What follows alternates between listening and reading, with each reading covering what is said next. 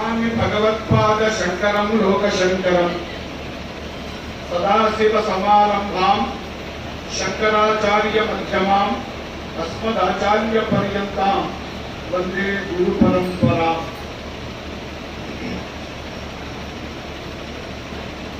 भावं समुपेयुषी भगवती किं भारती राजते किं वा साधन संभृतं धृतवपुः ज्ञानं समिन्धे परम् इत्युल्लिख्य सविस्मयं कृतधियः ध्यायन्ति यं भारती तीर्थस्यास्ति जगद्गुरो कुशलताः श्रीपादुका मे गतिः।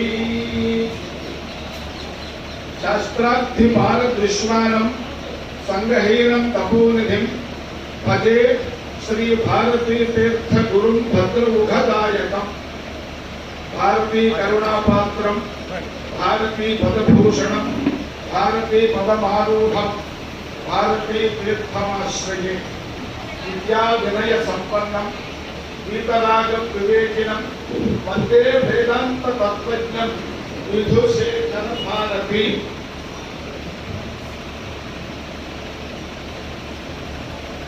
उल्लंघ्य सिंधोः सलिलं सलीलं विश्वबन्धिं जनकात्मजायाः आदाय श्रीदेव दलाहलङ्का नमामि तं प्रत्यलिरञ्जनेयम्।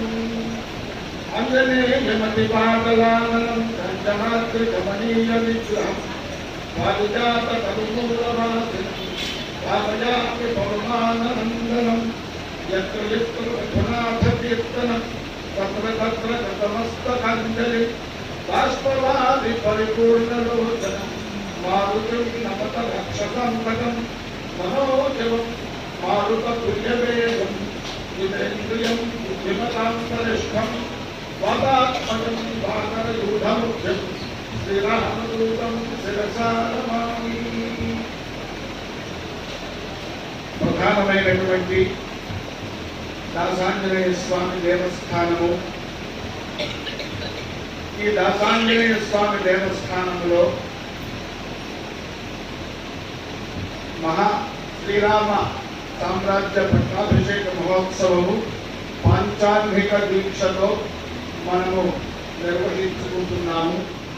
పూడేరు గ్రామ వాసులు, దేవాలయ కర్మకర్తలు, ఇంకా భక్తులు తదితరులు అందరూ కలిసి కార్యక్రమాన్ని నిర్వహించుకుంటున్నారు. అందులో సామ్రాజ్య పట్టాభిషేకము అంటే మహా సామ్రాజ్య పట్టాభిషేకము మామూలుగా శ్రీరామనవమి వెళ్ళిన తరువాత దశమి నాడు పట్టాభిషేకం చేస్తాం మనం, నవరాత్రి ఉత్సవం చేసిన తరువాత. అటువంటి పట్టాభిషేకము అది ప్రత్యేకంగా మహాసామ్రాజ్య పట్టాభిషేకం అనేటువంటిది సశాస్త్రీయంగా మరి ఎంతో అత్యద్భుతంగా ఇక్కడ నిర్వహిస్తున్నారు. ఈ నిర్వహించడం వలన స్వల్పమప్యస్య ధర్మస్య త్రాయతే మహతో భయాత్ అనేటువంటి శాస్త్రం ప్రకారం మరి అన్ని చోట్ల కూడా ప్రతి గ్రామంలోనూ ప్రతి దేవాలయంలోనూ ఇలాంటి ఉత్సవాలు ఎప్పుడూ జరుగుతూ ఉండాలి. ఆ దేవాలయ ఉత్సవముల వలన గ్రామమునకు తద్వారా దేశమునకు ఎంతో సుభిక్షంగా ఉంటుంది. సరే, కొన్ని చోట్ల జరగకపోయినప్పటికీ కూడా మనకు ఇలాంటి శ్రద్ధాళువులు ఉన్నటువంటి మరి నిష్ఠాపరులు ఉన్నటువంటి ఈ యొక్క కూడేరు అనేటువంటి గ్రామంలో మీరందరూ కలిసి చేసుకుంటున్నారు. ఈ కార్యక్రమంలో పాల్గొనే భాగం కూడా భాగ్యం నాకు దక్కింది. అయితే రాముడిని స్మరిస్తే హనుమంతుడికి ఇష్టం, హనుమంతుడికి నమస్కరిస్తే హనుమంతుడిని స్మరిస్తే రాముడికి కూడా ఇష్టం. భక్తుడు అంటే హనుమంతుడు ఒక్కడే నిజమైనటువంటి భక్తుడు, అంటే మిగతా వాళ్ళు కాదని కాదు. ఆ భక్త లెక్కలో కనుక మనం చెప్పుకుంటే భక్తి భావన హనుమంతుడు మొట్టమొదట వస్తాడనమాట.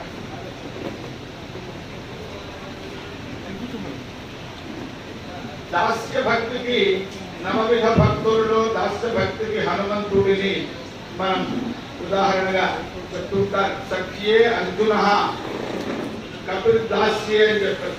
అందులోనూ ఆ విధంగా మన ఆంజనేయ స్వామి దాసాంజనేయ స్వామి, ఆంజనేయ స్వామి అనేక రూపములో చిలలో మనకి దర్శనం ఇస్తూ ఉంటాడు. భక్తాంజనేయ స్వామి, దాసాంజనేయ స్వామి, వీరాంజనేయ స్వామి, అభయాంజనేయ స్వామి, ప్రసన్నాంజనేయ స్వామి, ఇంకా అనేక విధములుగా. అందులో దాసాంజనేయ స్వామి దాస్య భక్తికి ఉదాహరణ మొట్టమొదటి వాడు ఆయన. అందుకనే చెప్తాడు ఒక సందర్భంలో, దేహ దృష్ట్యాదు దాసోహం, రాముల వారితో అంటాట, దేహ దృష్ట్యాదు దాసోహం, జీవ దృష్ట్యా త్వదంశక, ఆత్మ దృష్ట్యా త్వమేవాహం ఇది మే నిశ్చిత మతి. అంటే హనుమంతుడు భక్తుడు భక్తి అనే దృష్టితో కనుక చూసినట్లయితే భక్తాగ్రేసరుడు, భక్తాగ్రగణ్యుడు, భాగవతోత్తముడు, రామదాసు అంటే ఆయనకు చాలా ఇష్టం.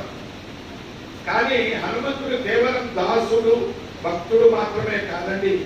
హనుమంతుడు మహాజ్ఞాని, నవవ్యాకరణ వేత్త. ఒక నవవ్యాకరణ వేత్త అని చెప్పడం చేత ఉపలక్షణ మర్యాదయ 4 వేదములు, అన్ని శాస్త్రములు పఠించినటువంటి జ్ఞాన విజ్ఞానవంతుడు. ఇది శ్రీరామచంద్రుడే హనుమంతుడు మహాజ్ఞాని అని చెప్పి మనకి రామాయణంలో కిష్కింధాకాండలో హనుమంతుడు సన్యాసి వేషంలో మొట్టమొదట రామలక్ష్మణులని కలిసి మాట్లాడి వెళ్ళిన తర్వాత శ్రీరామచంద్రుడు హనుమంతుడితో అంటాడు. అక్కడ సందర్భం కాంటెక్స్ట్ ఏమిటి అంటే, సుగ్రీవుడు అన్నగారికి భయపడి కిష్కింధా పర్వతం మీద నివాసం చేసుకున్నాడు. ఈ కిష్కింధా పర్వతము మీదకి వాలి రాలేడు, మతంగ మహర్షి యొక్క శాపం ఉన్నది. ఇంకా ఏ పర్వతం మీదకి వెళ్ళినా వాలి వచ్చి సుగ్రీవుడిని సంహరించేస్తాడు. అందువల్ల సుగ్రీవుడు ఆ కిష్కింధా పర్వతం మీద నివాసం చేసుకున్నాడు. కానీ భయం ఉన్నటువంటి వాడికి దేని చూసినా భయంగానే ఉంటుంది. కనుక వీళ్ళిద్దరూ కూడా నాగచీరను ధరించి గురువేషంలో వస్తున్నారు. వీళ్ళని చూశాడు సుగ్రీవుడు, భయపడ్డాడు. అన్నగారు పంపించాడేమో తనను సంహరించడానికి అని భయపడ్డాడు. భయపడితే హనుమంతుడు ఎందుకు భయపడకు, నేను వెళ్ళి విచారించి వస్తాను అని చెప్పి వచ్చాడు. అంటే ఇక్కడే మొట్టమొదటనే మనకి హనుమత్ సేవ, హనుమత్ ఉపాసన, హనుమత్ స్మరణ, హనుమత్ పూజ, హనుమన్ నామాన్ని స్మరించుకున్నా మనకి ఏం ఫలితం లభిస్తుంది? భయం అనేది పోతుంది. తన రాజు అయినటువంటి సుగ్రీవుడికి కలిగిన భయాన్ని పోగొట్టి, ఒక భయాన్ని పోగొట్టడమే కాదు, హనుమంతుడు ఏం చేశాడు? రామ సుగ్రీవ సఖ్యాన్ని ఏర్పాటు చేశాడు అగ్ని సాక్షికంగా. మన భారతీయ సంస్కృతిలో ఏవైనా కూడా కలిపేవే తప్ప విడిపించేవి ఏమీ ఉండవు. అందువల్ల మరి మనకున్న సంబంధములన్నీ కూడా ఆ విధంగా ఉంటాయన్నమాట. ఆ విధంగా రామ సుగ్రీవ సఖ్యాన్ని ఏర్పాటు చేసి సుగ్రీవుడికున్న కష్టములను పోగొట్టాడు. శ్రీరామచంద్రుడు ఏ పని మీద వచ్చాడో ఆ శ్రీరామచంద్రుడి యొక్క కార్య సాధనకి మొట్టమొదటి బీజాన్ని వేశాడు. అప్పటిదాకా రామ లక్ష్మణుడు ఇద్దరు ఒంటరిగా సీతాన్వేషణ చేస్తూ ఉన్నారు. సుగ్రీవుడితో ఎప్పుడైతే స్నేహం ఏర్పడిందో అప్పుడు రామ కార్యం సిద్ధించడానికి, సీతాన్వేషణ సిద్ధించడానికి, ఈ నిమిత్తముగా రావణ వధ జరగడానికి ఏ ప్రయోజనం కోరి అయితే రామావతారం వచ్చిందో, దుష్ట శిక్షణ, శిష్ట రక్షణ, అటువంటి అవతార ప్రయోజనం సిద్ధించడానికి కూడా బీజం వేశాడు హనుమంతుడు. కాబట్టి హనుమంతుడిని సేవించుకుంటే మనకి భయం పోతుంది, లాభం కలుగుతుంది, కార్యసిద్ధి కలుగుతుంది, విజయం కలుగుతుంది. అక్కడ కూడా ఎంతో వినీత వేషంతో వచ్చాడు. రామ లక్ష్మణుల వృత్తాంతం తెలుసుకుని వారితో చాలా అత్యద్భుతంగా ఒక జ్ఞాని ఎలా అయితే మాట్లాడతాడు, సాధారణ వ్యక్తి కాదు, ఒక జ్ఞాని ఎలా అయితే మాట్లాడతాడు, ఒక విద్వాంసుడు ఎలా అయితే మాట్లాడతాడు అలా మాట్లాడాడు. అదే రామ వాక్యంలో ప్రతిఫలిస్తుంది.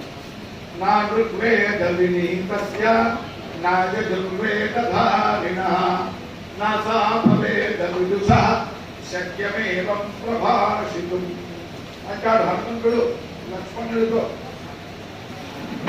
ఋగ్యజుస్సామ అథర్వవేదములు చదవని వాడు ఇలా మాట్లాడలేడు. ఈయన మాట్లాడాడు అంటే ఋగ్యజుస్సామ అథర్వవేదములు చదివినటువంటి వాడు. అంతేకాదయ్యా వినీత ఎంతో వినయ సంపన్నుడు. కార్య సాధన చేసేటువంటి వాడికి ఎంతో వినయం ఉండాలి, దూరదృష్టి ఉండాలి, అవన్నీ కలిగిన వాళ్ళు చెప్తారు. కాబట్టి ఆ విధముగా హనుమంతుడు ఎంత గొప్పతనం అంటే మనం ఎక్కడైనా చెప్పుకోవచ్చు. హనుమంతుడి యొక్క అందులో సుందరకాండలో హనుమంతుడి యొక్క వైభవం అత్యద్భుతంగా వర్ణింపబడి ఉన్నది.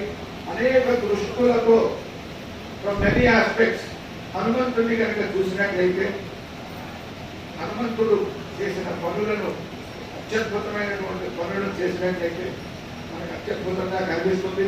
సుందరకాండలో మొట్టమొదటి మనకున్న కొద్ది సమయంలో కొద్దిగా యథాసంభవంగా ఆ హనుమంతుడి యొక్క గొప్పతనాన్ని, శ్రీరామచంద్రుడి యొక్క వైభవాన్ని మనం కొద్దిగా స్మరించుకుందాం.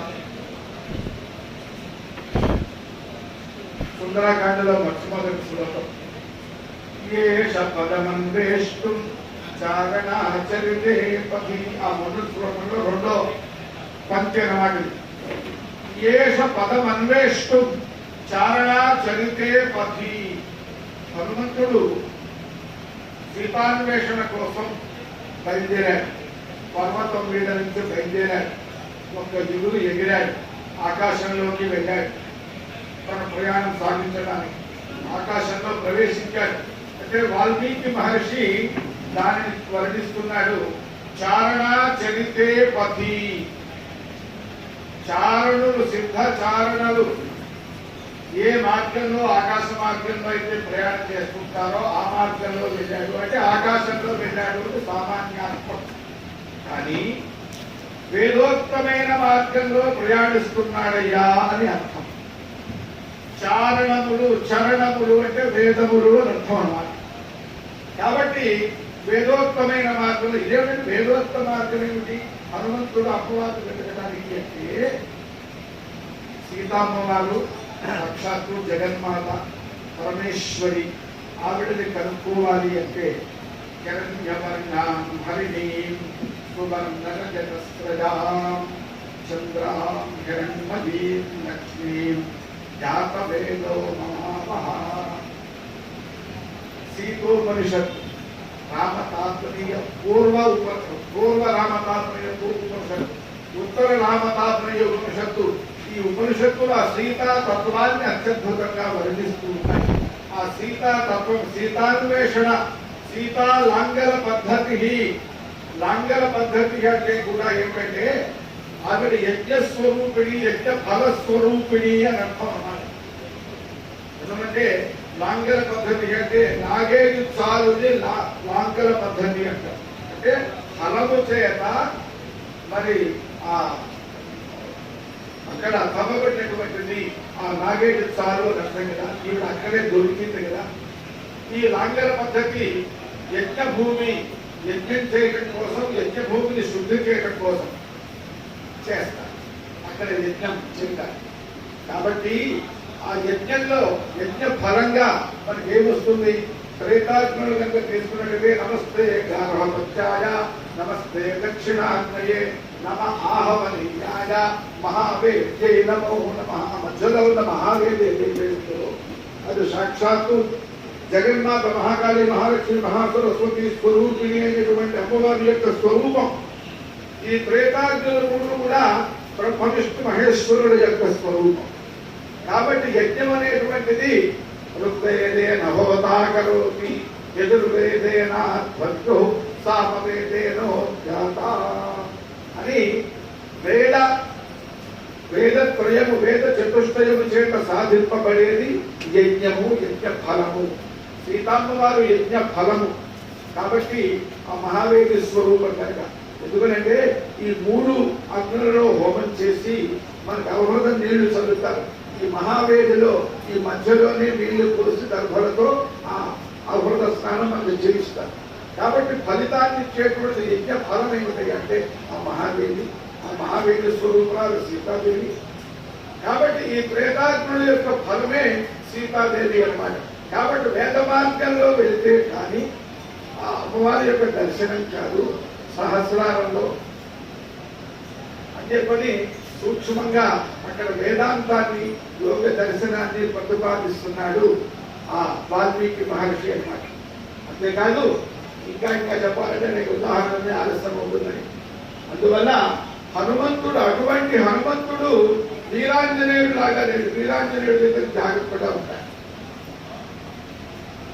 శ్రీరాముడికి యుద్ధంలో సహకరించేప్పుడు వీరాంజనేయ అవతారాన్ని ధరించాడు. సదా శ్రీరామ సేవలో ఉన్నప్పుడు దాసాంజనేయుడిగా ఉంటాడు. ఇందాక మనం శ్లోకం చెప్పుకున్నాం. ఆంజనేయ స్వామి జ్ఞానస్వరూపుడు, గురుస్వరూపుడు. ఇంకో దృష్ట్యా కనుక చూసినట్లయితే సీత జీవాత్మ, శ్రీరామచంద్రుడు పరమాత్మ, దశరథుడు దశేంద్రియములు కలిగినటువంటి మనమందరం. ఈ మనమందరం కూడా ఈ దశేంద్రియముల యొక్క మోహంలో పడిపోయి, వశంలో పడిపోయి 5 జ్ఞానేంద్రియములు, అది 5 పంచేంద్రియములు, వీటిని బయటికి లాగుతూ ఉంటాయి.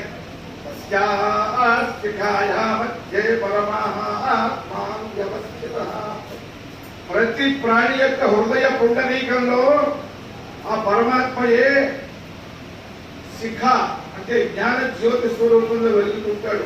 వాడే జీవాత్మగా చెప్పబడతాడు మనిషి దృష్ట్యా. ఈ జీవాత్మని 10 ఇంద్రియములు బయటికి లాగుతూ ఉంటాయి. ఈ మనము 10 ఇంద్రియముల యొక్క వశంలో పడిపోయి బయటకు వెళ్ళిపోతూ ఉంటాం. మనం ఏం చేస్తాం? తను ఎక్కడున్నాడో తెలియదు, ఎక్కడికో వెళ్ళిపోతాం. ఎక్కడి నుంచో వచ్చాం, ఎక్కడికో వెళ్ళిపోతాం. మనం ఎక్కడి నుంచి వచ్చాం? ఆ పరబ్రహ్మలో నుంచి అయమాత్మా బ్రహ్మ తత్వమసి శ్వేతకేతో అని ఉపనిషత్తుల్లో బోధించుకున్నటువంటి ఎవరు నేను?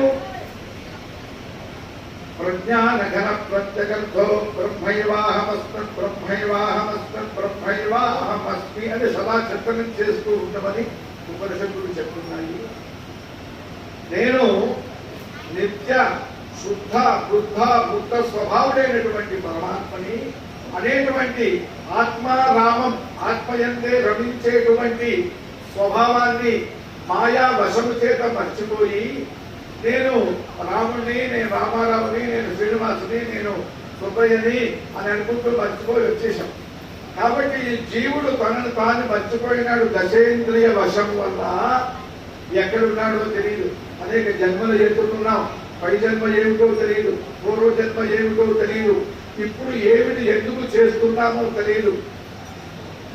వాళ్ళు చేస్తున్నారు, వీళ్ళు చేస్తున్నారు, వీళ్ళు అని మనం అనుకరిస్తూ ఉంటాం. అంటే చక్షురింద్రియ వశం చేత, ఒక్క ఇంద్రియ వశం చేతనే లోకంలో ఒక్కొక్క ప్రాణి నశిస్తున్నారు. మిడత నేత్రేంద్రియంలో లోబడిపోయి దీపశిఖని చూసి అది ఏదో పండు అనుకుని తినాలని వెళ్ళి దీపంలో పడిపోయి నశించిపోతున్నది. ఒక్క ఇంద్రియ వశం చేత. స్పర్శేంద్రియ వశం చేత ఏనుగు మామిడివాడికి చిక్కుతూ ఉన్నది. రసనేంద్రియ వశం చేత చాప గాలానికి చిక్కుతున్నది. ఒక్క ఇంద్రియంకి లోబడిపోతేనే అంత రక్షణ జరుగుతుంది. ఈ మానవుడికి 5 ఇంద్రియాలు ఉన్నాయి. 5 ఇంద్రియాలకి లోబడినటువంటి వాడు ఎంత తొందరగా గాలానికి చిక్కుతాడు, కాలుడి యొక్క గాలానికి చిక్కుతాడు అర్థం చేసుకోవాలి. కాబట్టి ఈ దశేంద్రియములు పైగా 5 కూడా కాదు. వాంగ్ మనశ్చక్షు శ్రోత్ర జిహ్వా ఘ్రాణములు 5 ఇంద్రియములు. వాక్పాణి పాదపాయు ఉపస్థలు 5 కర్మేంద్రియములు, 5 జ్ఞానేంద్రియములు. కనుక దశరథుడు అనేటువంటి వాడు ఈ జీవస్వరూపమైన సీతాదేవిని తీసుకుని వెళ్ళి అశోకవనంలో పెట్టాడు. రామాయణంలో చదువుకున్న అశోకవనం అది హనుమంతుడు వెళ్ళి కనుక్కునే వరకు ఎవరికైనా తెలుసా? రాముడికి కూడా తెలియదు.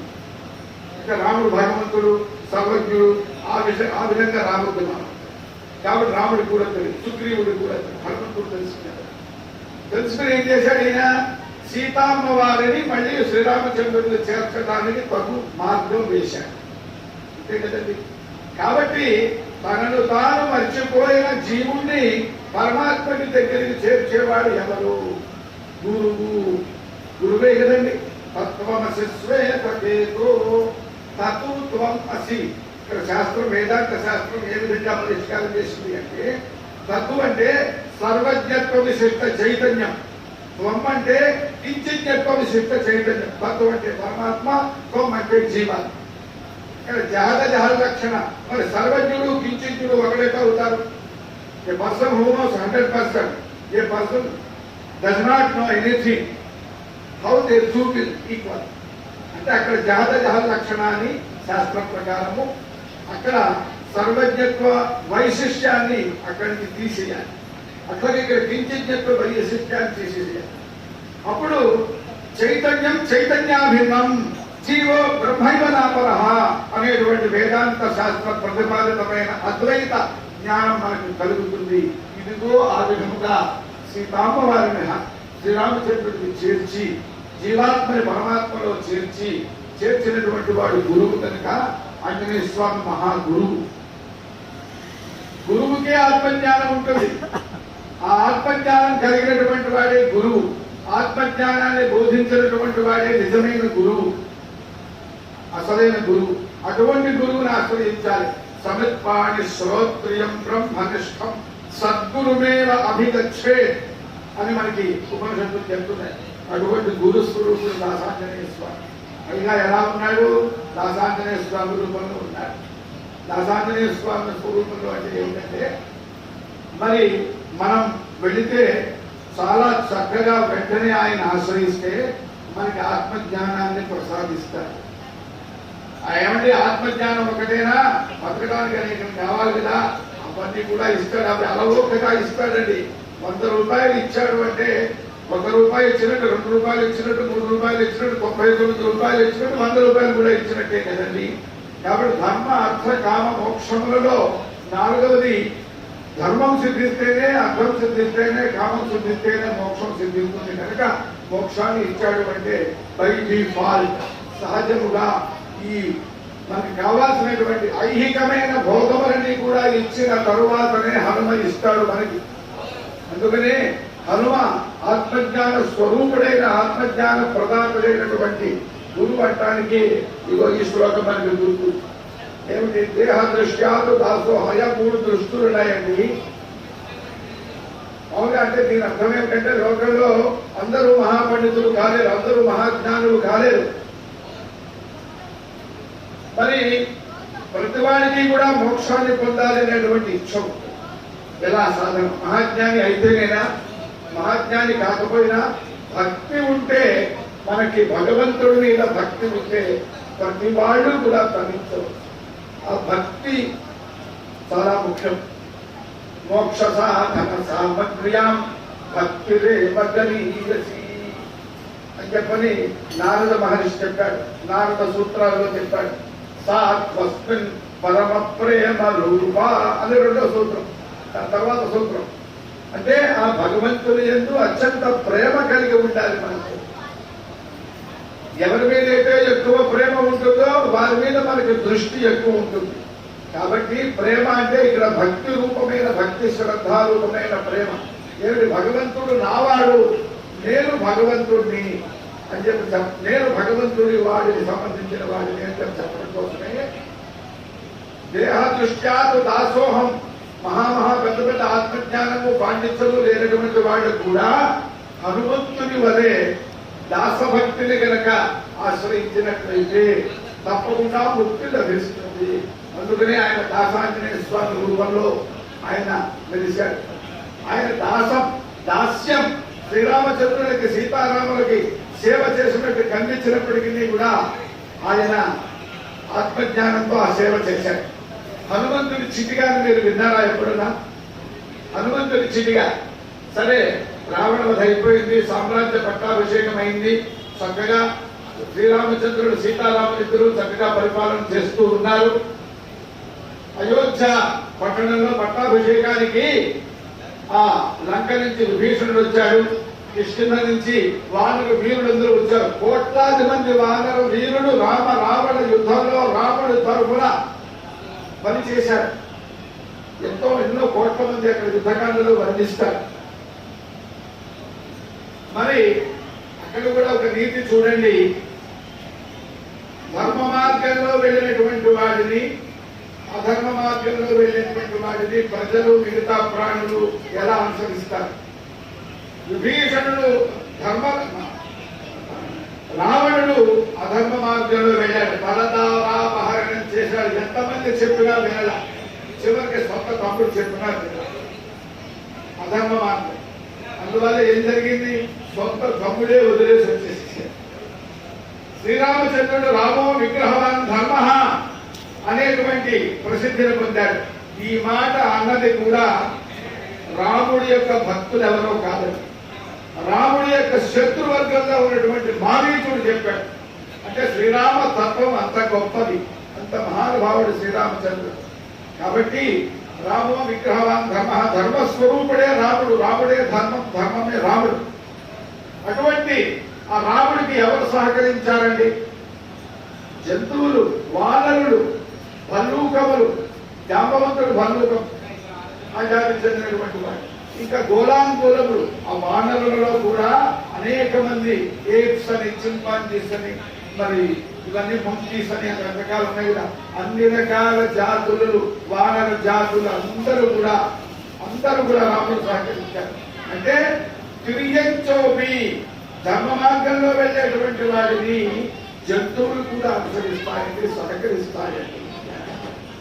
కాబట్టి దేహ దృష్ట్యా దుదాసోహం. ఈ హనుమంతుని చిటిక ఏమిటంటే, సరే అంతా సెటిల్ అయిపోయింది, అంతా సెట్ అయిపోయింది, మన భాషలో చెప్పుకోవాలి. చక్కగా పరిపాలన చేస్తున్నారు.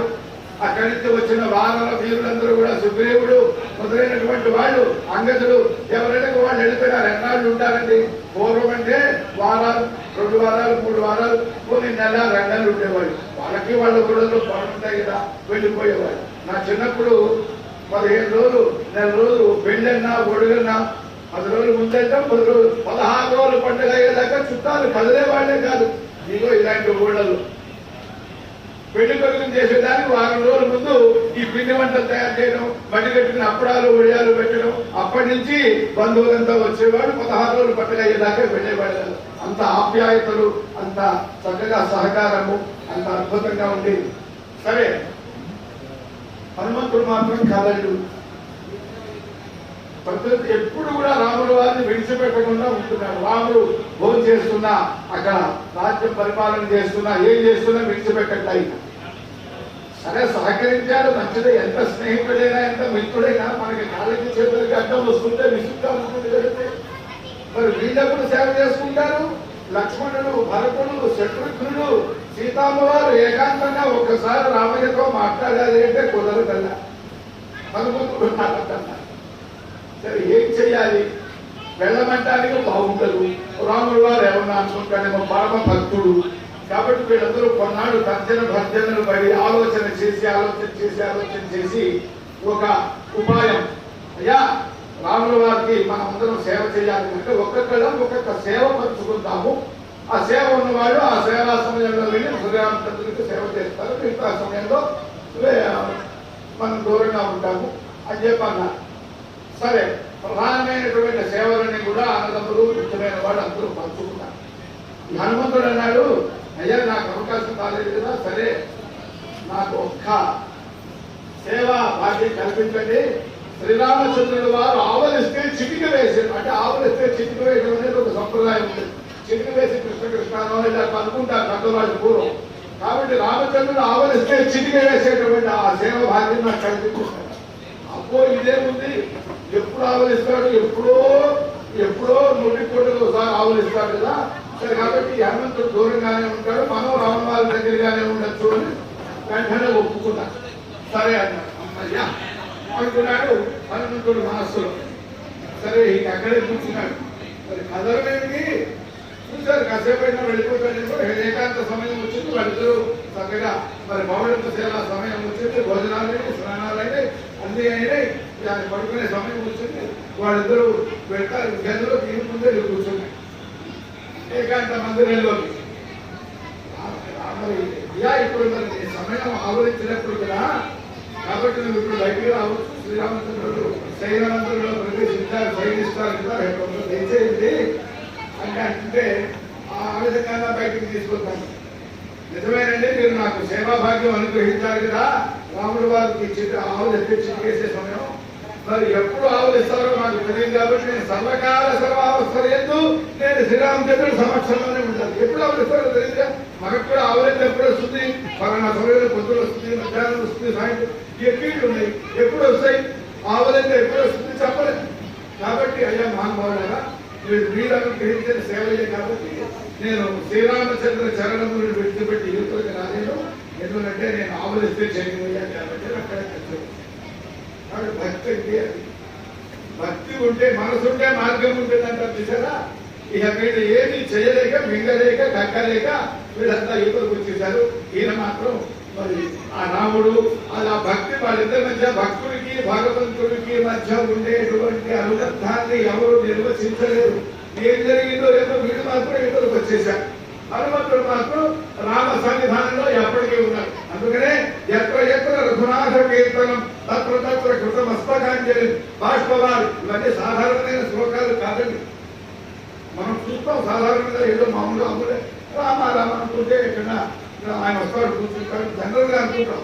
కాదని ఇది ఎంత భక్తి, ఆ హనుమంతుడికి రాముడి మీద ఎంత భక్తి ఉన్నదాన్ని మనం అందులో ప్రవేశించి హనుమంతుడు హృదయంలో ప్రవేశించి అర్థం చేసుకోవాలి.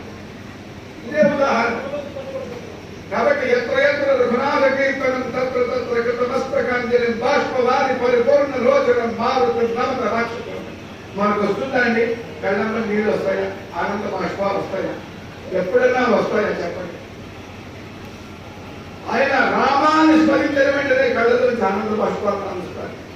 అంతేకాదుగా రామాలయంలో హనుమంతుడు ఉంటాడు మనకు తెలుసు. కానీ హనుమంతుడు ఏం చేస్తాడంటే, మనకు రామా నాకు చాలా కష్టాలు వచ్చాయి నువ్వే తీర్చాలి అని చెప్పి కష్టం వచ్చినప్పుడల్లా రాముడిని స్మరిస్తాం. అంటే అర్థం చేసుకుని కష్టం వచ్చినప్పుడల్లా రాముడిని స్మరిస్తాం. కష్టం రానప్పుడు మర్చిపో, కష్టం వచ్చినప్పుడే వెళ్తాం.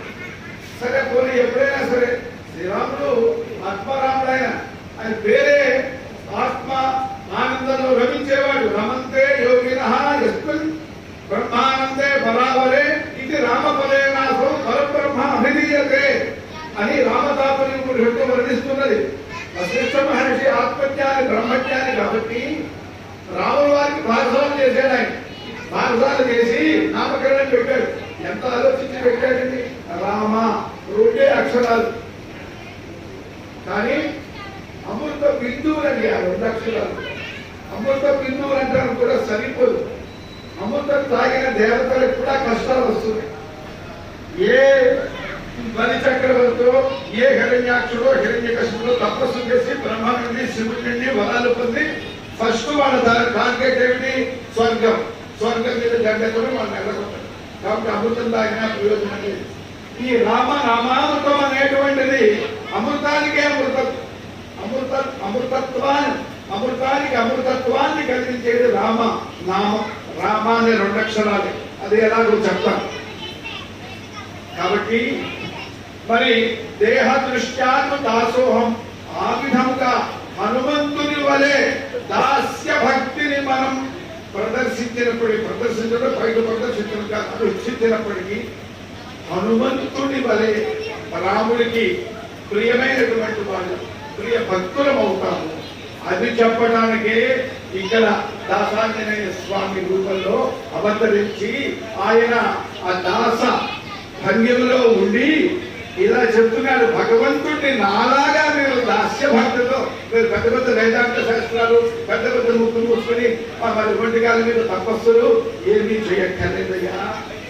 భావగ్రాహి జనార్దన భగవంతుడు భక్తితో స్మరించాడయ్యా. నేనే ఉదాహరణ. నన్ను రాముడి తోడగొట్టిన లక్ష్మణ శత్రుఘ్న భరతాదులు కూడా నన్ను రాముడిని సాకరి సీతాదేవి కూడా నన్ను రాముడి నుండి దూరం చేయలేకపోయినారు. అది భక్తి యొక్క విశేషము అని ఆయన మనకి అన్యాపదేశంగా ఉపదేశిస్తున్నాడు. ఇంకో విషయం చెప్తా. కూడేరు ఈ ఊరి యొక్క ప్రాసెస్ చెప్తా. కూడి ఉండేటువంటి వాళ్ళ యొక్క ఊరు, కూడి ఉండటం, కలిసి ఉండటం, సమన్వయం చేసుకోవటం, సమత్వం. సమత్వం ఉంటేనే కూడి ఉండడం అనేది. ఆ కూడి ఉండటం అంటే సమన్వయం, సామరస్యం, సౌమనస్యం, సమానత్వం. అది సమత్వం బ్రహ్మముచ్యతే. సో కూడి ఉండట అంటే ఈ జీవాత్మ పరమాత్మతో కూడి ఉండట. ఇది ఎప్పుడు కూడే ఉన్నది, కానీ మనం తెలుసుకోవట్లా. అది వేరు ఇది వేరని మాయా ప్రభావం వల్ల దుఃఖానికి లోనవుతున్నాం. మనం తెలుసుకోక ముందు కూడా ఈ జీవుడు బ్రహ్మస్వరూపుడుగానే ఉన్నాడు. జీవో బ్రహ్మైవ నాపరః అని వేదాంత శాస్త్రం ఉపనిషత్తులు చెప్తున్నాయి. మనము తెలుసుకున్నామా తెలుసుకోలేదా? మనం ఎప్పుడు తెలుసుకున్నామో అప్పుడు ముక్తులం, ఎప్పుడు మర్చిపోయినామో అప్పుడు జీవుడు అంటే దుఃఖితులం. కర్మబంధం, నాగపాశం ఒక కొండ చిలువ కనుక పట్టేసింది అనుకోండి, దాని నుంచి తప్పించుకోలేదు. ఆ విధంగా కర్మబంధం కొండ చిలువలాగా మనల్ని పట్టేసి ఎందుకని మర్చిపోయినట్ట. మర్చిపోతే దుఃఖితులు. అందుకనే అన్నారు సర్వం పరవశం దుఃఖం, సర్వం ఆత్మవశం సుఖం. సర్వం ఆత్మవశం సుఖం. నీవు ఆత్మస్వరూపుడివా, నీవు సుఖస్వరూపుడివి. నీవు నేను ఆత్మ కాదు అనుకున్నావా, నీవు దుఃఖం అనుకుంటావు. కాబట్టి ఈ కూడి అంటే జీవ బ్రహ్మల యొక్క ఐక్యం. ఈ కూడి ఉండటం అనేటువంటి బ్రహ్మానందం ఆత్మతత్వంలో ఈడేరినటువంటి వాడు. ఈడేరుట అంటే సిద్ధిని పొందుట, సక్సెస్. సో కూడి ఉండటంలో ఈడేరినటువంటి వాడు ఉన్న గ్రామం కనుక కూడేరు. కూడి ఉండటంలో ఈడేరినటువంటి వాడు అంటే ఆత్మజ్ఞానంలో పండితులు కనుక ఈ కూడేరు గ్రామ ప్రజలందరూ కూడా. అందుకని దీనికి ఆత్మజ్ఞానంలో పండితులైనటువంటి వ్యక్తులు ఉన్నటువంటి ఊరు కనుక ఈ ఊరికి కూడేరు అనేటువంటి పేరు వచ్చిందండి. తెలుగులో చెప్పుకోకూడదా? తెలుగు కూడా మరి అత్యద్భుతమైనటువంటి భాష, సంస్కృత పద భూయిష్టమైనటువంటి భాషే.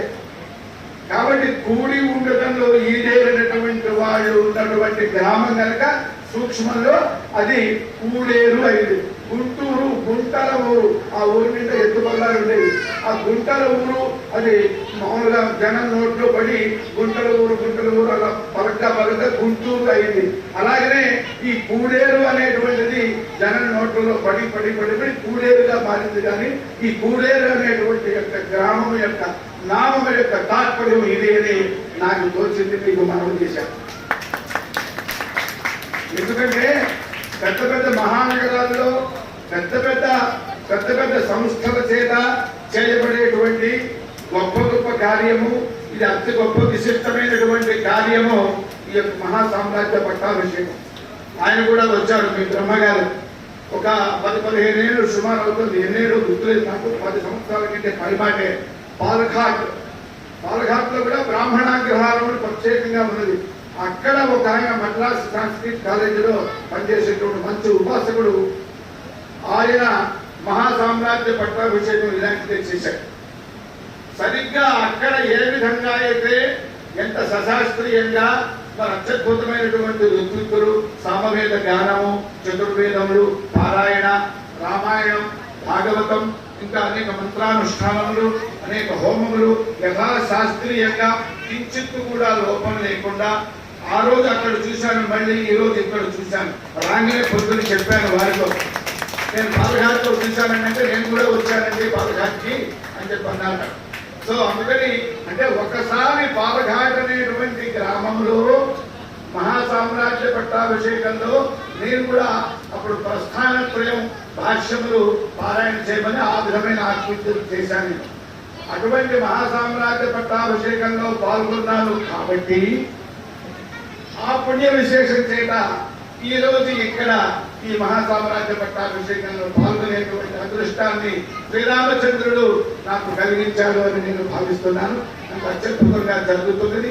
అంటే ఇంత పల్లెటూళ్ళలో మీరందరూ కలిసి మరి ఎంతో పెద్ద సంస్థ, గొప్ప ప్రయత్నం, గొప్ప అంటే పెద్ద ఊళ్ళలో మరి ఎటువంటి వసతి సౌకర్యాలు ఉంటాయో అటువంటి అన్ని వసతి సౌకర్యాలు మీరు ఇంత కుగ్రామమైన పల్లెటూరులో ఏర్పాటు చేస్తున్నారు అంటే దానికి కేవలం మీ భక్తి శ్రద్ధలు సంకల్ప బలమే కారణము.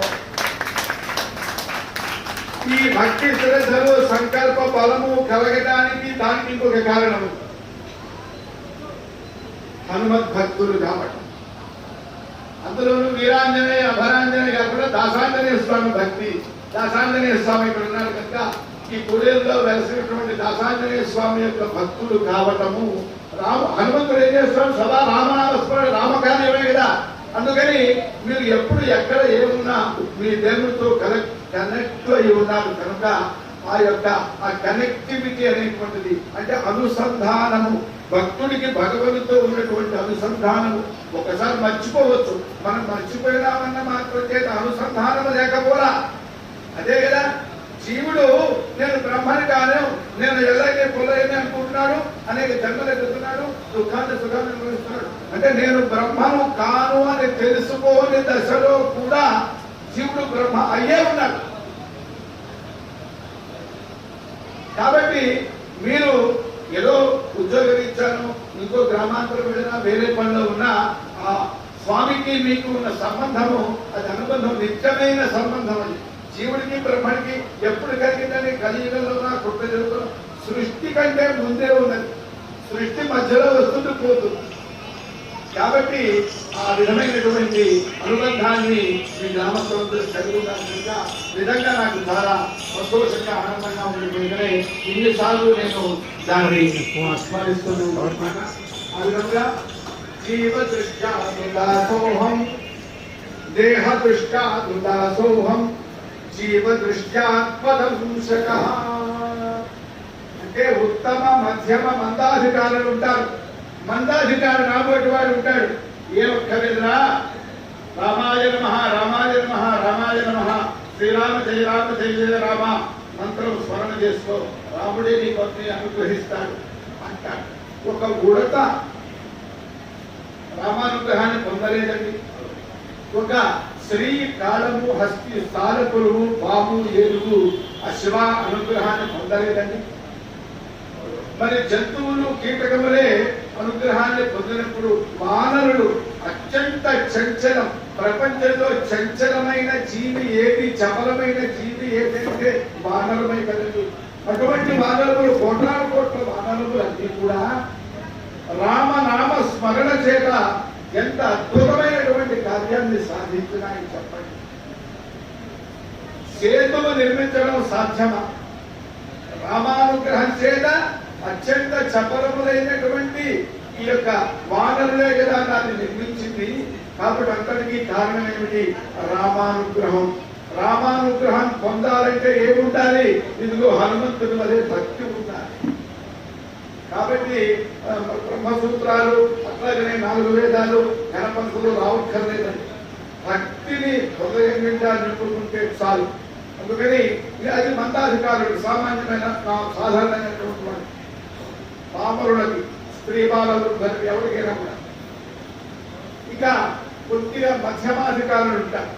కొద్దిగా మనకి తెలిసి చెప్తే విషయం అర్థం చేసుకునేటువంటి తత్వం కొంచెం స్థాయి.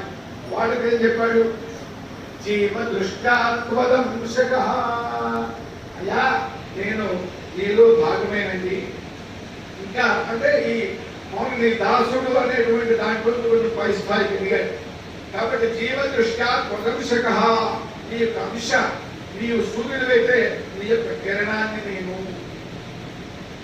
నీవు గంగా నది అయితే దాని యొక్క ఉపనదిని నేను. మహానదిలో కొన్ని ఉపనదులు కలుస్తూ ఉంటాయి. ఆ విధంగా చూడండి, ఏ మహానదులైనా కొన్ని ఉపనదులు కలుస్తూ ఆ విధంగా నీ యొక్క అంశ స్వరూపుణ్ణి అన్నాడు. ఇంకా పై స్థాయికి ఇలా చేయగా ఈ దాస దృష్టి నుంచి జీవ దృష్టికి ఎదిగి జీవ దృష్టి నుంచి అభేద దృష్టికి ఎదుగుతాడు. ఆత్మదృష్ట్యా త్వమేవాహం ఇది మే నిశ్చితమతి అని సరిగా హనుమంతుడు శ్రీరామచంద్రుడికి ప్రకటించాడు.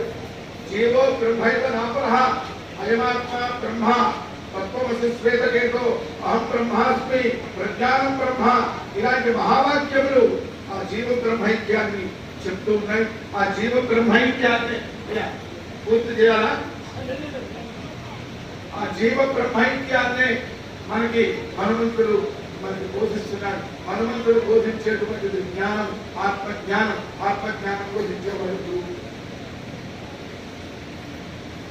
కాబట్టి పరశువేది కంటే గురువు గొప్పవాడు. పరశువేది ఇనుముని బంగారం చేస్తుంది, ఇంకో పరశువేదిని తయారు చేస్తుందా? ఒక ఇనుము వస్తువు తీసుకెళ్తే బంగారం చేస్తుందని పరశువేది లాగా తయారు చేయలేదు పరశువేది అనేటువంటి మూలిక. కానీ గురువు పరశువేది కంటే గొప్పవాడు. గురువు తన శిష్యుడిని తనవాణి చేస్తాడు. కాబట్టి అన్నిటికంటే బంగారం విలువైంది. బంగారం కంటే విలువైంది బంగారాన్ని తయారు చేసేటువంటి పరశువేది. పరశువేది కంటే విలువైనటువంటి వాడు గురువు. కాబట్టి అటువంటి గురు స్వరూపంలో ఆంజనేయ స్వామి విన్నారు. మీరందరూ కూడా మనందరూ కూడా ఆంజనేయ స్వామి వారి యొక్క అంశమే. వారి యొక్క అంశం మనలో ఉంది. అదే చెప్పాడు కదా, జీవ దృష్ట్యా త్వదంశక అన్నాడు కదా. కాబట్టి హనుమదంశం మనలో ఉన్నది కనుకనే ఇంత అత్యద్భుతమైనటువంటి రామకార్యమైనటువంటి మహాసామ్రాజ్య పట్టాభిషేకాన్ని ఇంత భక్తి శ్రద్ధలతో తదేక దీక్షగా మీరు నిర్వహిస్తున్నారు. మనమందరం నిర్వహించుకుంటున్నాం. ఈ 3 రోజులు పాల్గొనేటువంటి అవకాశం నాకు కూడా వచ్చింది.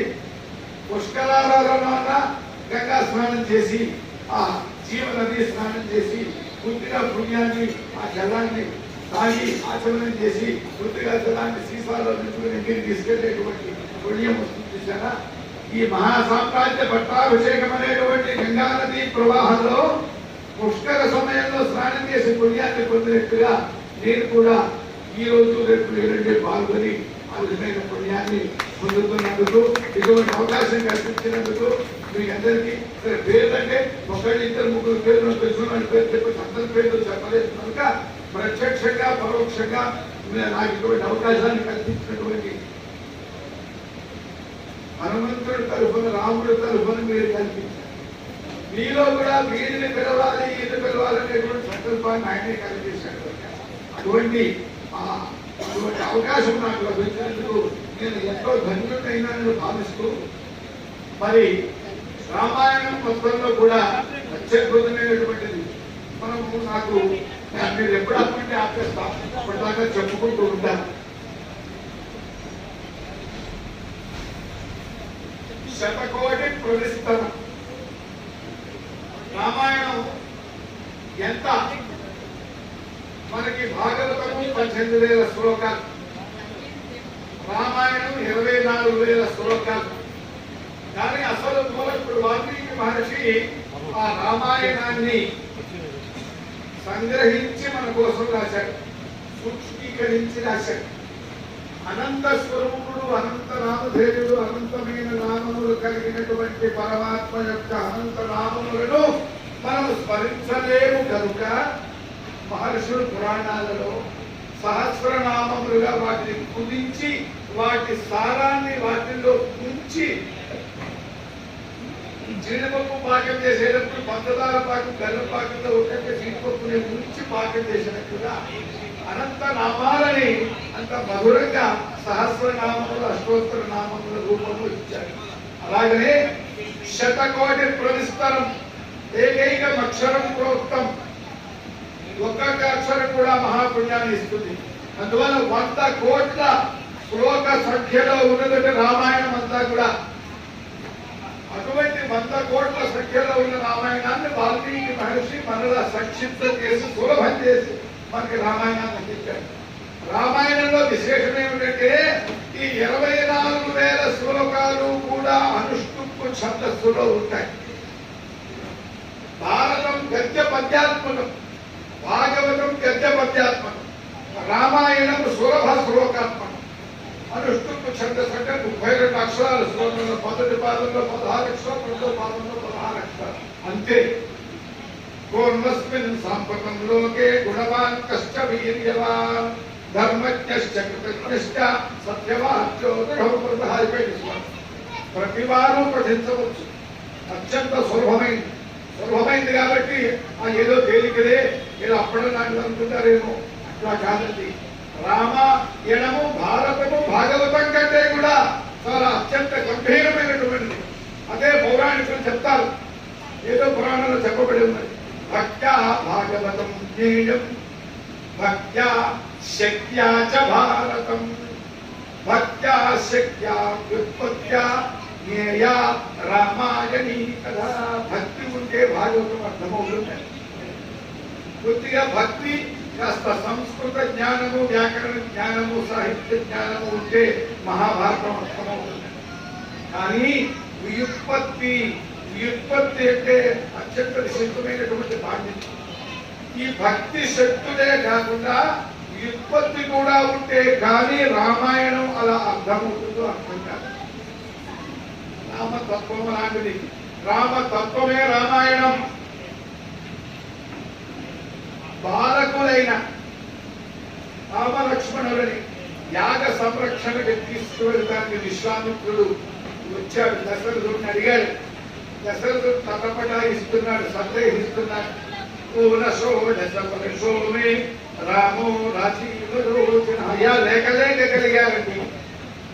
నువ్వు ఈసారి కూడా ఇంకా రాలేదు. 15 సంవత్సరాలు కూడా నిండలేదు. 16వ సంవత్సరం కూడా ఇంకా రాలేదు. పూర్ణ 16 వర్ష. 16 కంటే తక్కువ 15 సంవత్సరాలు కూడా. ఇటువంటి వాడిని అత్యంత దుర్మార్గులైనటువంటి రాక్షసుల సంహారాన్ని ఎలా పంపిస్తానండి?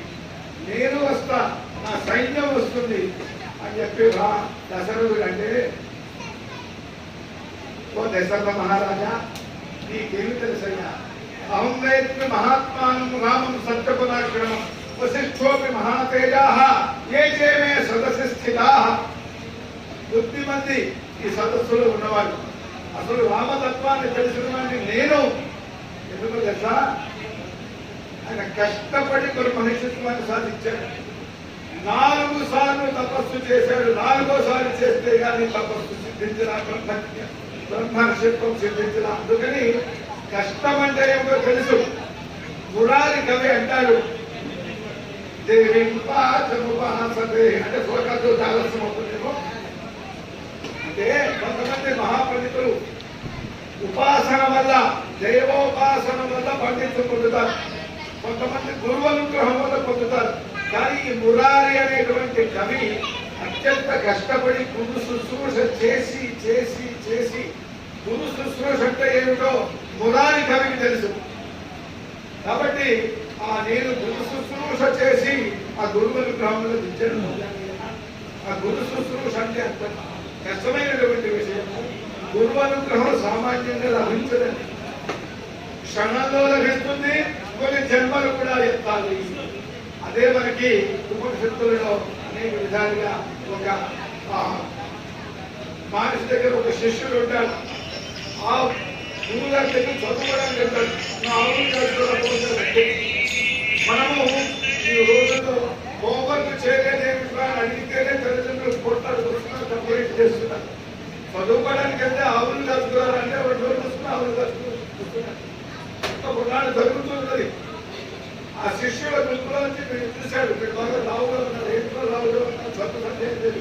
చదువు చెప్పడం లేదు. మీరు రేట్లో లావుగా ఉన్నాం. అయ్యా నేను ఆవుల యొక్క పాలు కలుపుకున్నానండి. అందువల్ల బాగా ఇష్టం. అట్లాగా సరే అయితే ఇవాళ నుంచి నీకు ఆవు పాలు బంద్. ఆవు పాలు తాగడానికి వీలేదు. గోవులు మార్చుకున్నాను. వస్తున్నాను. కొన్నాళ్ళు చూశాను. ఇంకా ఇష్టంగానే ఉన్నాను. ఏమిటా ఇంకా లావుగా ఉన్నావు? ఏం చేస్తున్నాను? ఇలా నేను ఆవు పాలు తాగుతున్నాను. కానీ దూడ ఆవు దగ్గర పాలు తాగుతుంటే కొంచెం గురువు వస్తుందండి. ఆ గురువుని స్వీకరిస్తున్నాను. అలాగా అయితే ఆ గురువును కూడా తాగుతాను. ఆవులు కాసుకొస్తాను. ఆకలేస్తుంది. గురువు గారు తాగుతున్నాడు. ఏం జరుగుతున్నాడు కదా. కానీ చివరికి ఆకలేసి రోజు వస్తూ చీకట్లో తెలియక మరి ఏవో పిచ్చాకులు తిన్నాడు. మామూలు ఆకలేస్తుంటే అడవిలో పడిపోతే ఆశ్రమానికి వస్తూ వస్తూ లోపల తెలుసుకోలేక గొంతలో పడ్డాడు. ఆవులు మామూలుగా రాకుంటారు. ఇంటికి వచ్చేసింది. గురువు అనుగ్రహం చూడండి. గురువు కనిపెడుతూనే ఉంటాడు. ప్రతి క్షణం గురువు యొక్క హృదయంలో మనం ఉంటేనే ఉంటాం. Surveillance only. సీసీ కెమెరాలో ఉంటామా మనకి తెలియదు. మనం సీసీ కెమెరాలో ఉంటాం అక్కడ చూసేదాకా. కాబట్టి ఎలా సాయంత్రం గోవులు చేసినాయి వీళ్ళు రాలేదేమిటి అని ఇంకా శిష్యులు అంటే ఏమనంటే గురుగారు. సరే అప్పుడు వెంటనే శిష్యులు తీసుకుని ఈ పేరు ఆయన వెతకడానికి వచ్చారు. ఆ అడవిలో వెతుకుతూ ఉంటే ఎక్కడ రాను అని నా పేరుతో పిలుస్తుంటే వెతుగా ఒక గుంటలో నుంచి చాలా హీనమైన స్వరం చిన్నగా గురుగారు నేను ఇప్పుడు అట్లాగే కొన్నాళ్ళు ఏమి రాని పైకి రాగారు. ఏం ఇందులో పడ్డావు అంటే అయ్యా మీరు పాలు తాగుతున్నారు, మెరుగు తాగుతున్నారు, ఆకలేసి ఆకుతుందంటే నాకు గడగస్తా కనిపిస్తుంది లేదు. అప్పుడు గుంటలో పడ్డా అప్పుడు గురుగారికి దయ కలిగింది. వెంటనే హస్తమస్తక సంయోగం చేసి శక్తిపాతం చేశారు. సర్వ విద్యావంతుడే కాదు వాడు ఇంటికి వెళ్ళిపోవాలని చదువు అయిపోయినా. ఉపనిషత్తులు అంటే వేదములు అంటే చరిత్ర అండి. వేదములు జ్ఞానము, పురాణములు చరిత్ర, వేద ఋషులు సైంటిస్టులు. అది ఇప్పుడిప్పుడే ప్రపంచం తెలుసుకుంటూ ఉన్నది. ప్రపంచం తెలుసుకోవడానికి కొన్ని లక్షల సంవత్సరాలు పట్టచ్చు. కానీ మనం మర్చిపోకుండా ఉండాలి. మన పూర్వీకులే ఆ విజ్ఞానాన్ని లోకానికి అందించారు. వాళ్ళ యొక్క వారసులు మనం. భారతాశ గోత్రం, కౌండిన్య గోత్రం, ఏదో కాశ్యప గోత్రం. ఇందాక ఆయన బ్రహ్మగారు చెప్తున్నాడు కాశ్యప గోత్రం వాడు ఎక్కువ ఉన్నారండి అని చెప్పి చాలా సంతోషంగా చెప్పారు ఆయన. ఎందుకని పరశురాముడికి ఈ భూమి మొత్తాన్ని, పరశురాముడు ఈ భూమిడల మొత్తాన్ని 27 సార్లు క్షత్రియ వంశాన్ని నిర్మూలన చేసిన తర్వాత భూమండలం అంతా పరశురాముడి యొక్క వశమైంది. నాకెందుకు నేను తపస్విని, నాకు ఈ భూమండలం అంతా ఇస్తని కశ్యప మహర్షులు పెట్టారు. దానం చేశారు. దానం చేస్తే కశ్యప మహర్షి దానం తీసుకుని అయ్యా దానం ఇచ్చిన వస్తువులు మళ్ళీ తిరిగి వాడుకోకూడదు కాబట్టి నేను ఈ భూమండలం మీద ఉంటాను, ఎక్కడికైనా వెళ్ళిపో. అప్పుడు సముద్రాన్ని ప్రార్థిస్తే సముద్రుడు కొంచెం వెనక్కి జరిగాడు. ఆ భూమండలం మీద ఉన్నాడు. అందుకనే సఖ్యాన్ని పర్వతములు అక్కడ శృంగేరి మొదలైనటువంటి గోకర్ణ మొదలైనటువంటి పర్వతం ఆ ప్రాంతంలో పరశురాముడు సంచరిస్తూ ఉంటారు. అది సముద్రం వెనక్కి జరగ్గా ఏర్పడ్డ భూమి. సముద్రం నుంచి ఏర్పడ్డ భూమి. భూమండలం దానం చేస్తే ఇది సముద్రంలో ప్రార్థించింది. కాబట్టి కశ్యప మహర్షి అంత గొప్పవాడు. అంటే భూమండలం మొత్తాన్ని కూడా దానం స్వీకరించగలిగిన సత్తా ఉన్నవాడు. కాబట్టి మనమందరం కూడా అటువంటి మహర్షుల యొక్క గోత్రాల్లో వాడడం. భారతాశ గోత్రం గురించి చెప్పుకోవాలంటే వేదంలోనే చెప్పబడింది.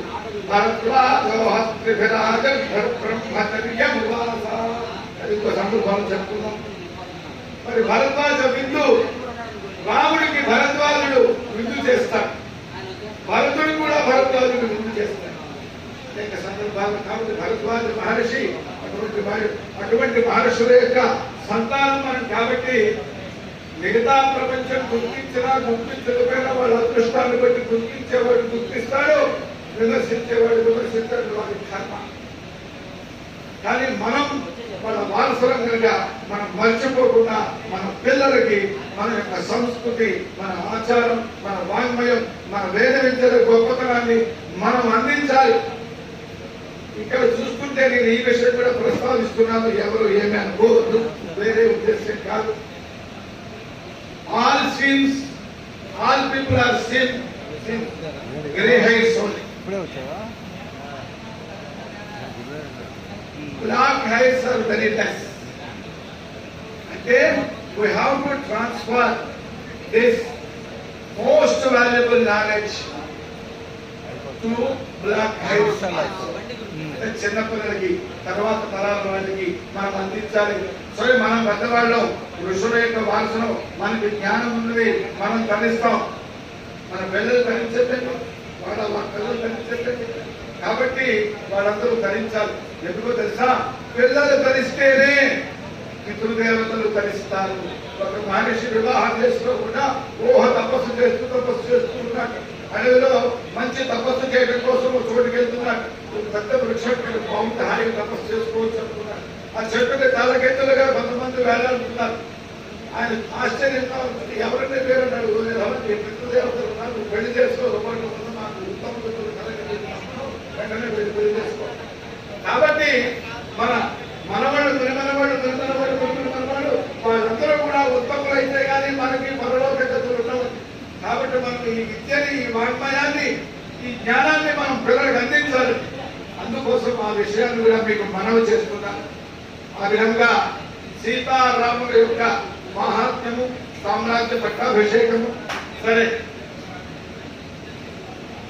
చరితము రఘునాథస్య శతకోటి ప్రవిస్తరం ఏకైకమక్షరం ప్రోక్తం మహాపాతక నాశనం అనుకున్నాను. ఈ 100 కోట్లు, ఈ 100 కోట్లలో అద్భుతమైనటువంటిది. ఒక్కొక్క అక్షరం కూడా ఒక్కొక్క పాపాన్ని ఎంత పాపాన్నైనా అంత గొప్పది కదా. కాబట్టి దేవతలు, మానవులు, దానవులు ముగ్గురు వెళ్ళాలి. 3 లోకాల్లో ఉంటారు. వీళ్ళు పాతాళంలో దానవులు ఉంటారు, భూలోకంలో దేవతలు, మనుష్యులు ఉంటారు, స్వర్గలోకంలో దేవతలు. కాబట్టి సమానంగా పంచుకున్నాం. ఈ రామాయణం మనకు కావాలి అని చెప్పి వెళ్ళారు. ఎవరు పంచేవాడు? ఎవరు పంచేవాడు నిస్వార్థంగా ఉండాలి. విష్ణుమూర్తి దగ్గరికి వెళ్ళామనుకో, is a great receiver, proved. ఎప్పుడు అమృతం పెట్టే సమయంలో. కాబట్టి దేవతలకి నమ్మకం కానీ రాక్షసులకి నమ్మకం లేదు. మొత్తం వాళ్ళకి ఇచ్చేస్తాడేమో. అప్పుడు జగన్మోహన్ అవతారు వచ్చినప్పుడు మొత్తం వాళ్ళకే పోసేసాడు కదా, అయిపోయిందని ఖాళీ ఇచ్చాడు. కాబట్టి వీళ్ళందరూ కలిసి శంకరుడు ఉన్నాడు, ఆయనకి ఏమక్కర్లా, ఆయనకి ఏమక్కర్లేదండి. కరణ మశనం ఏమిటి, ఆయనకి ఆహారం కావాలంటే ఇంత విషం తింటాడు, విషమే తింటాడు. కాబట్టి ఎవరికి మనిషికి కావాల్సిన వస్తువు ఆయనకు అక్కర్లా. కాబట్టి ఆయనకి ఆస్థ లేదు, ఆయన కట్టుకోవడానికి మట్ట అక్కర్లేదు, మెడలో వేసుకోవడానికి గొలుసులు అక్కర్లేదు, ఆహారం కూడా అక్కర్లేదు. కాబట్టి ఈయనైతే కనుక ఆయన నిస్పృహుడు కనుక, నిరీహుడు కనుక, కోరిక లేనివాడు కనుక సమానంగా పంచుతాడు అని ఆయన ప్రార్థన చేశారు.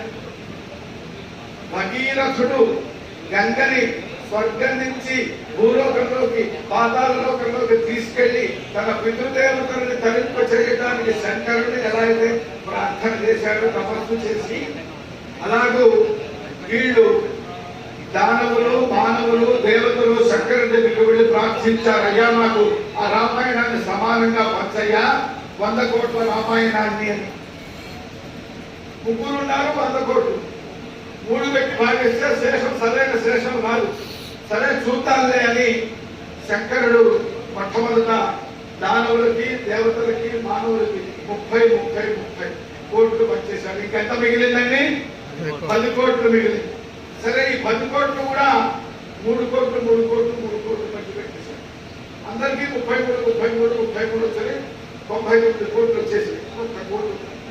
దాని సంగతి ఏమన్నారు, నాకెందుకురా, మీరే తీసుకోండి, కానీ ఖచ్చితంగా కంగారు పట్టుకున్నా. ఆ కోటి అంటే 100 లక్షలు కదా, 30 లక్షలు. ఇప్పుడు ఒక్కొక్కరికి 3 కోట్ల 33 కోట్ల 30 లక్షలు, ఇంకా 10 లక్షలు. దాని సంగతి 3 లక్ష మిగిలింది. ఇదంతా అన్న 3 ఎంత మిగిలింది? 1000 మిగిలింది. దీన్ని కూడా మళ్ళీ 3 అంతా పనిచేసేసారు. పనిచేయగా చివరికి ఏమైందంటే ఒక్క శ్లోకం మిగిలింది, ఒకటే శ్లోకం మిగిలింది.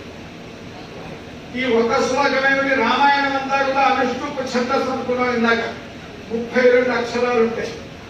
కాబట్టి మరి ఆది మిగిలితే ఎట్లాగో అది కూడా సమానంగా పంచు.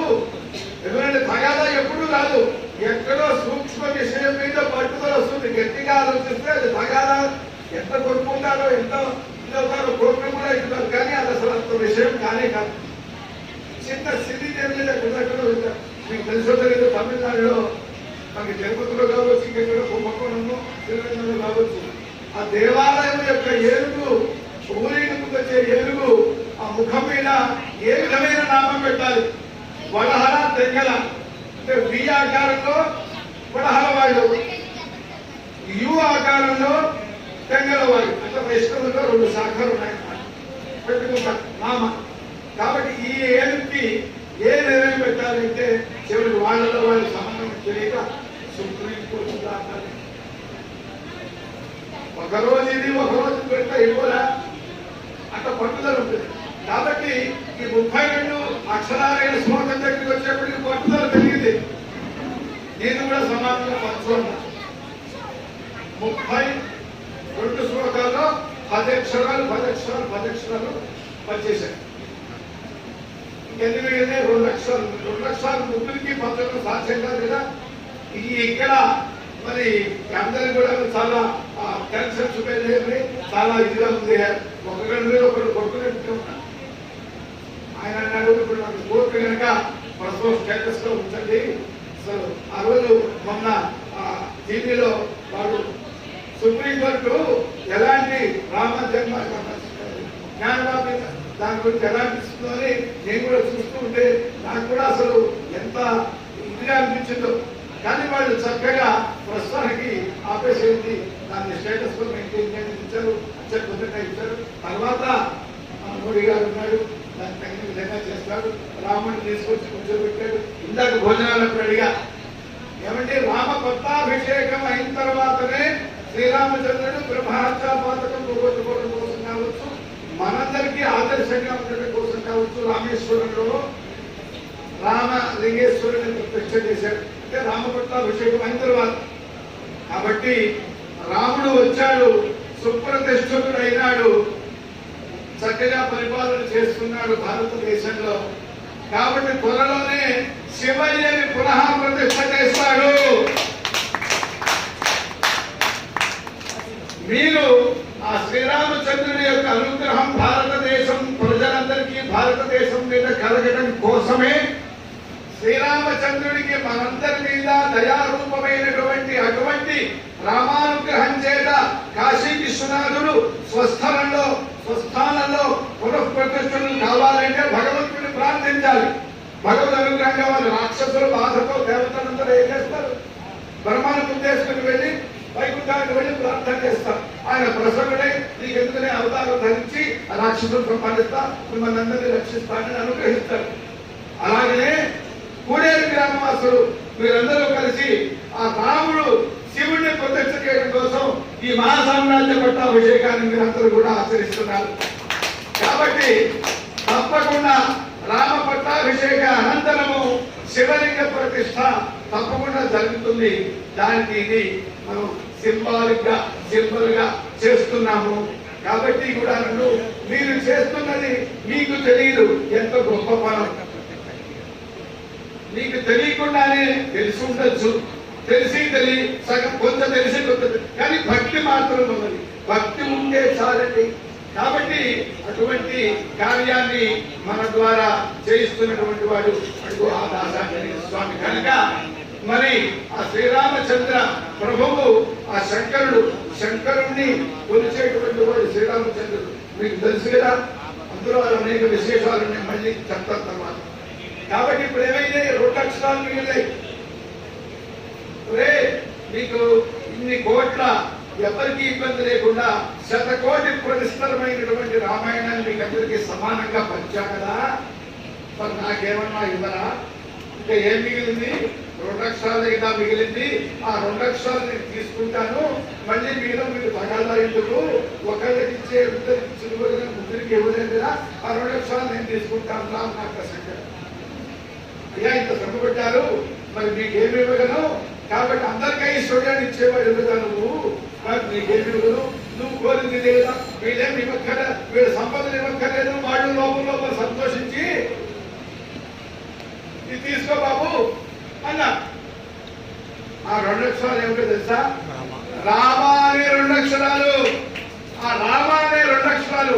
ఈ మిగతా 99,99,99,99 ఇవన్నీ కూడా శ్లోకాలన్నీ ఒకెత్తు. ఆ 30 అక్షరాలున్న శ్లోకం కూడా ఒకెత్తు. ఆ 2 అక్షరాలు మాత్రం ఒకెత్తు అన్నమాట. మహాభారత సంగ్రామానికి ముందు అర్జునుడు దుర్యోధనుడు ఇద్దరు కూడా శ్రీకృష్ణుడి యొక్క సహాయాన్ని పొందడానికి వెళ్ళారు. సరే, చిన్నవాడు కాబట్టి అర్జునుడిని కోరుకోమన్నాడు. దుర్యోధనుడికి చాలా భయంగా ఉంది. కోరుకునే ముందు ఏం చెప్పాడు? అయ్యా నా దగ్గర 2 ఉన్నాయి. నా సహాయకులు, నా అనుచరుడు, నా అంత శక్తి కలిగిన వాడు 10,000 మంది ఉన్నారు. వాళ్ళందరూ ఒకవైపు, నేను ఒక్కడిని ఒకవైపు. వాళ్ళందరూ యుద్ధం చేస్తారు, ఆయుధాల్లో ప్రవీణులు. నేను మాత్రం యుద్ధం చేయను, నేను ఒకవైపు. కాబట్టి ఎవరికైతే కావాలో కోరుకోండి. కానీ అర్జునుడు చిన్నవాడు కనుక అర్జునుడిని కోరుకోమని చెప్పాడు. ఈ లోపల గుండెల్లో రాయిపడింది దుర్యోధనుడికి. ఎందుకని ఆ 10,000 మందిని తీసుకెళ్ళిపోతాం అనుకున్నాడు. అర్జునుడికి ముందు ఛాన్స్ ఇచ్చేటప్పటికి వీడెక్కడ కోరుకుంటాడో ఈ కృష్ణుని తీసుకెళ్ళి ఎక్కడ ఎత్తులు పెట్టేది అసలు మాయలు యుద్ధం చేయక పిండి దండగా వాడు పుట్టలాగా ఉంటుంది కదా. అలా అని భావన అడుగుతున్నాడు.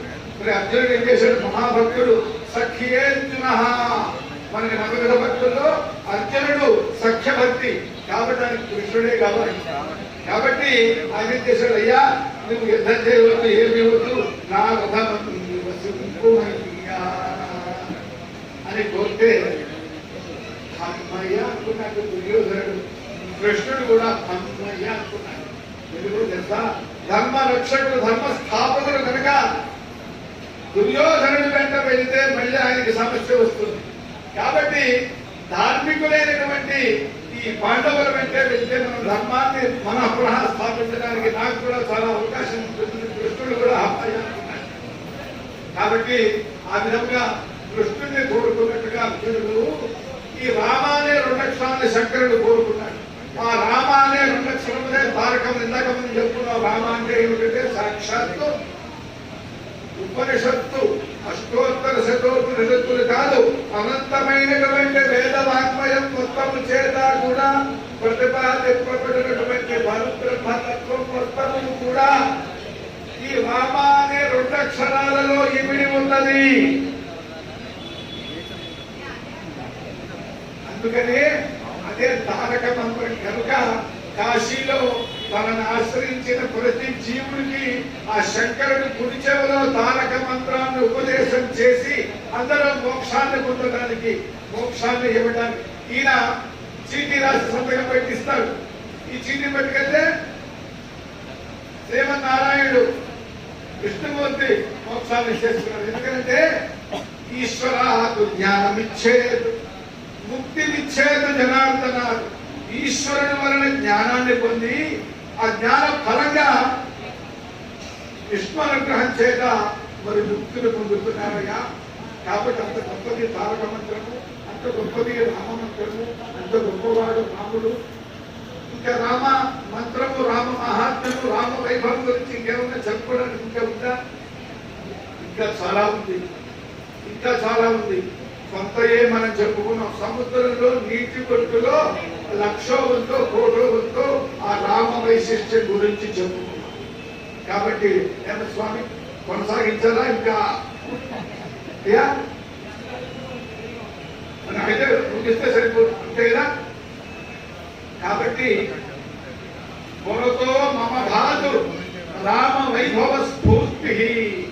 ఆ విధంగా ఈ యొక్క రామతత్వాన్ని, హనుమతత్వాన్ని మనం కొంత మటుకు సమయము మనకి అవకాశం ఉన్నంత మటుకు స్మరించుకున్నాము.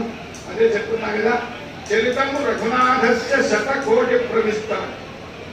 కాబట్టి ఒక శ్లోకం చెప్తా, అది సాక్షాత్తు రామాయణ పఠనంతో సమానమైనటువంటిది. మీకందరికీ తెలిసే ఉండదు అయితే అనుకుంటారు, కానీ అదే రామమంత్రం. రామమంత్రం నాకు రాదా అనుకుంటా. రామమంత్రం ఎంత గొప్పలో త్యాగరాజును అడగాలి. మనకేం తెలుస్తుంది? మనకు అంత తెలుసు అనుకుంటాం, కానీ ఏమీ తెలియదు. కాబట్టి రామమంత్రం ఎంత గొప్పది అనేటువంటిది త్యాగరాజును అడిగారు. 36 కోట్ల రామనామ జపం చేశాడు ఆయన. కాబట్టి మనందరికీ జ్ఞానాన్ని పంచేదించాడు. ఆ విధంగా రాముడికి అత్యంత ఇష్టమైన పేరు ఏమిటో తెలుసా మీకు? చెప్పండి ఎవరైనా. శ్రీరామచంద్రుడికి అత్యంత ఇష్టమైనటువంటి పేరు ఏమిటి? అనేక నామాలు ఉన్నాయి. ఇష్టమైన పేరు రాముడికి ఉన్న పేరులో రాముడికి ఇష్టమైన పేరు ఏమిటి? ఆంజనేయ స్వామి. చెప్పండి ఎవరైనా సరే. దశరథ రామ అనేటువంటిది ఇష్టమైనది. ఇంకా ఎవరైనా? కొంచెం దగ్గరికి వచ్చారు మీరు.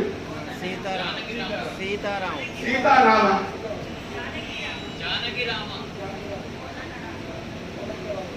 చాలా బాగుంది. మీ భక్తి అత్యద్భుతంగా ఉన్నది.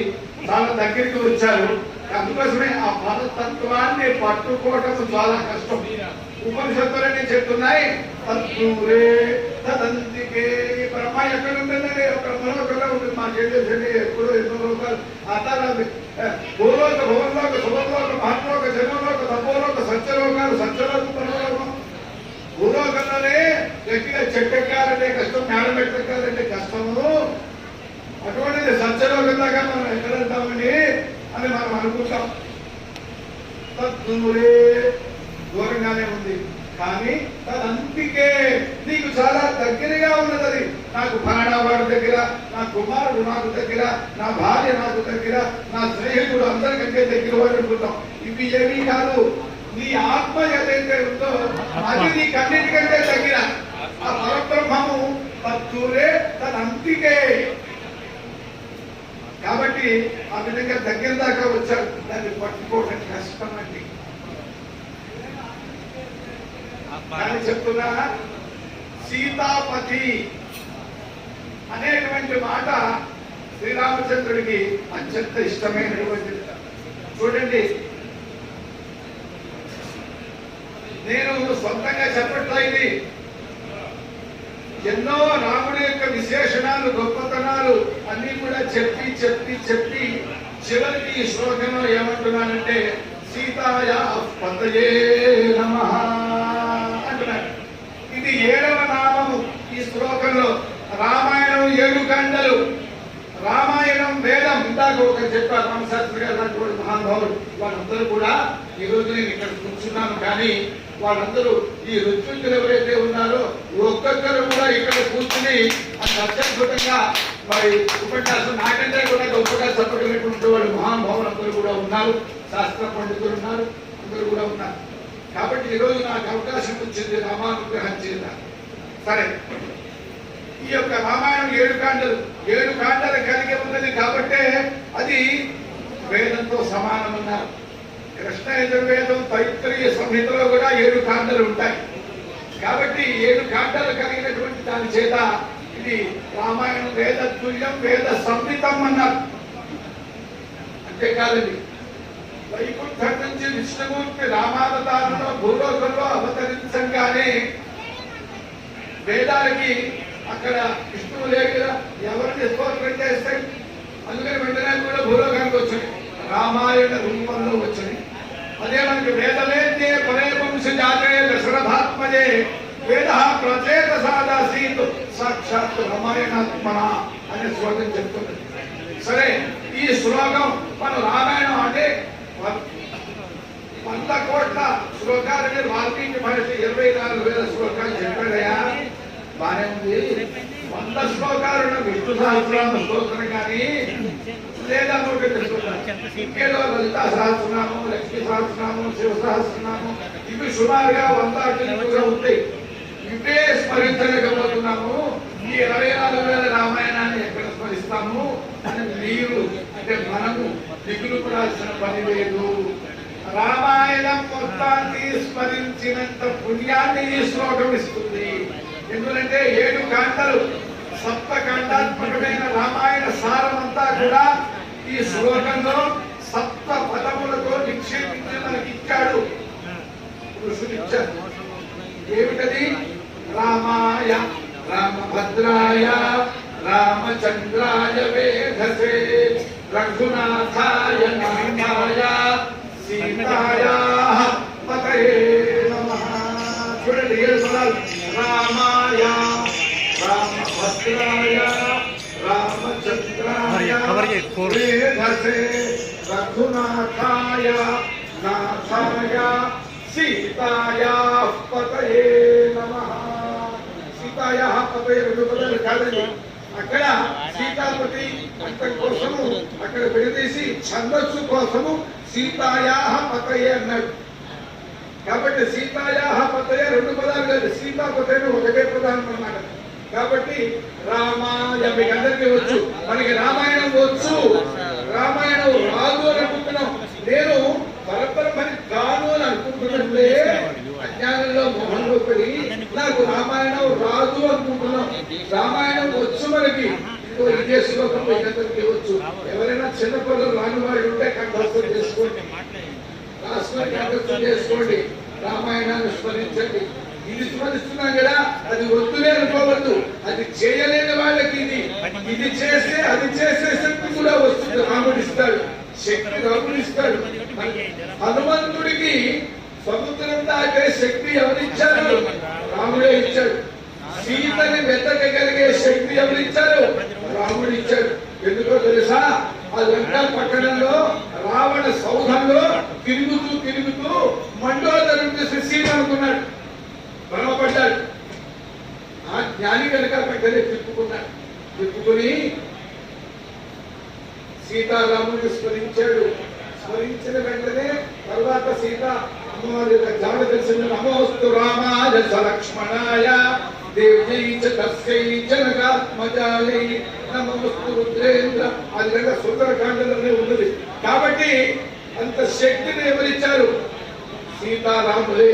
హనుమంతుడికే లంకలో ఉన్న సీతను వెతకగలిగే శక్తి, సముద్రం దాటే శక్తి ఇచ్చినప్పుడు శ్రీరామచంద్రుడు మనకి రామాయణాన్ని పారాయణ చేసుకునే శక్తి ఇవ్వడానికి, అందులోనూ మీరు హనుమలు ఉపాసకులు మీరందరూ కూడా.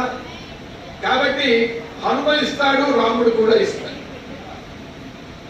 కాబట్టి ఈ శ్లోకాన్ని మనం స్మరిస్తూ ఇంతటితో ఇప్పటికే కొంచెం సమయం ఎక్కువ తీసుకున్నానేమో, నేను ఎంతతో ముగిస్తాను.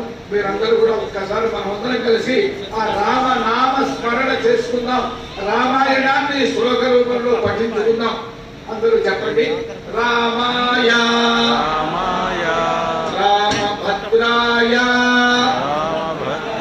రామచంద్రాయ వేధసే రఘునాథాయ నాథాయ సీతాయ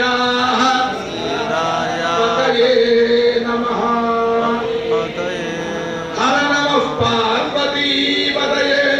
హర హర మహాదేవ. ధన్యవాదాలు.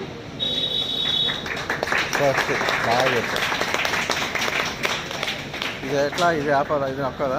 అయిపోతా నొక్కే. ఇప్పుడు ఏమైనా సత్కారాలు ఏమైనా ఉన్నాయా? చూద్దాం చూద్దాం, అది కూడా పెట్టిద్దాం. మామూలుగా అందరికీ ఇచ్చారు, వీళ్ళందరికీ జడ్చతాలకి. సంస్కృత్ కాలేజీలో ఈయన ప్రిన్సిపాల్గా చేస్తారు. ఈయన ఉన్నాడు చూడు, ఉప్పు ఆయన, మన స్వామి ఉన్నారు, చిన్న స్వామి శృంగేరి. అవునా? వాళ్ళ అన్నయ్య గారి, వీళ్ళ తమ్ముడు గారి అబ్బాయి. వీళ్ళ తమ్ముడు గారు అబ్బాయా లేదో తమ్ముడు. అన్న ఆయన ఎదు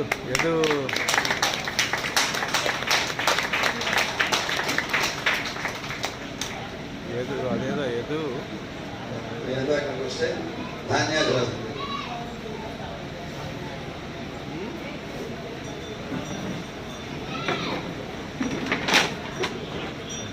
అయిపోయింది.